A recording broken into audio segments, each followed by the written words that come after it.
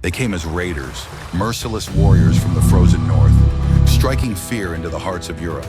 Their long ships sliced through the rivers of France, their axes stained with the blood of kings and commoners alike.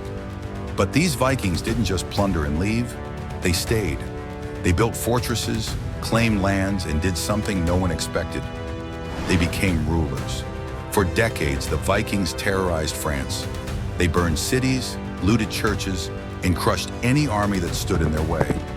The Frankish kings tried to fight them, but they failed. Until one king, Charles the Simple, made a desperate decision. He gave the Vikings land. But this wasn't just a gift, it was a gamble. He thought he could tame the Vikings by offering them a home. Instead, he had just created something even more dangerous. These Vikings would transform into something new, the Normans. And within a century, they would not only rule Normandy, they would conquer England and change the course of European history forever. This is the story of how the Vikings conquered Normandy. By the 9th century, France was a land in chaos. The once mighty Frankish Empire was crumbling, torn apart by civil wars and weak rulers, and the Vikings saw their chance. At first, they came as raiders, launching lightning-fast attacks along the coasts and rivers. They struck monasteries, looted churches, and took priceless treasures and slaves back to Scandinavia. Then, in 845 AD, the legendary Viking warrior Ragnar Lothbrok led 120 ships up the Seine River straight to Paris. The Frankish king, Charles the Bald, gathered an army, but it was no use. Ragnar's men crushed them, hanged prisoners, and stormed the city. Charles had no choice. He paid Ragnar a massive ransom of 7,000 pounds of silver to leave. But the Vikings had learned something that day. France was weak, and it was rich. Over the next decades, Viking fleets returned again and again. They raided deeper into the countryside, burning towns and fortresses. By the late 9th century, they weren't just raiding anymore, they were staying. And one Viking warlord, Rollo, would do what no Norseman had done before: carve out his own kingdom in the heart of France. By the early 900s, Viking warlords ruled vast territories across northern France, but none were as feared as Rollo. Standing nearly 7 feet tall, Rollo was a giant among men, a warrior whose brutality and cunning made him unstoppable. He led countless raids, seizing land and crushing any army sent against him. The Franks called him a barbarian. But Rollo had a vision. He wanted more than plunder. He wanted a kingdom.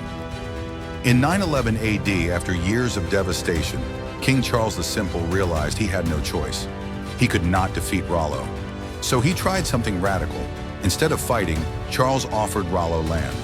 In the Treaty of Saint-Clair-sur-Epte, Charles gave the Viking warlord a massive territory in northern France, on one condition. Rollo had to swear loyalty to the Frankish king, defend the land against future Viking attacks, and convert to Christianity. The ceremony was a disaster.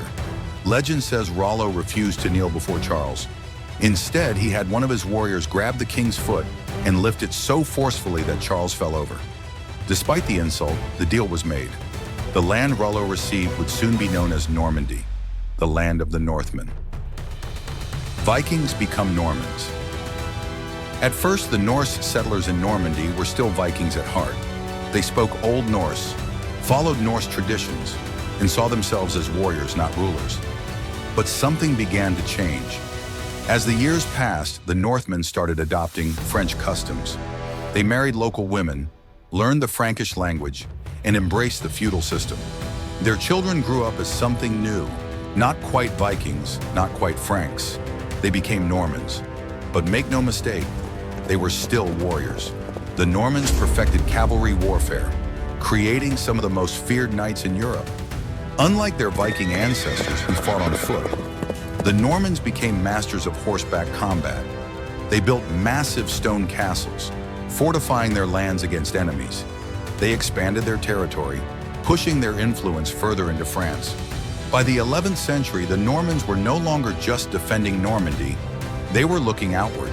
Their ambitions would take them to Italy, Sicily, and even the Middle East. And in 1066, one Norman leader would set his sights on the greatest prize of all, the throne of England. The Vikings had conquered Normandy. Now their descendants would conquer kingdoms. The lasting impact of the Viking conquest. The Vikings may have conquered Normandy, but their influence did not stop there. The Normans became one of the most powerful warrior societies in medieval Europe. They expanded their rule far beyond France, launching conquests that shaped entire nations. In 1066, Duke William of Normandy, later known as William the Conqueror, invaded England and changed its history forever. The Norman conquest transformed England's language, laws, and aristocracy. The Normans also carved out territories in southern Italy and Sicily, ruling as kings and mercenaries. They even played a major role in the Crusades, leading battles in the Holy Land. But none of it would have happened if the Vikings had never taken Normandy. Had Rollo refused King Charles's offer, would Normandy have ever existed? Would England have ever fallen to the Normans? The Vikings came as raiders, but they left behind an empire. The story of the Vikings in Normandy is one of transformation, ambition, and conquest. They arrived as ruthless raiders, but within a century they became lords, knights, and kings. Their descendants, the Normans, would shape the course of European history, from the conquest of England to battles in Italy and the Crusades. But were the Normans still Vikings, or had they become something entirely new? Let us know in the comments. And if you love stories of war, power, and forgotten history, don't forget to like, subscribe, and hit the bell. Because history isn't just something you read, it's something you feel.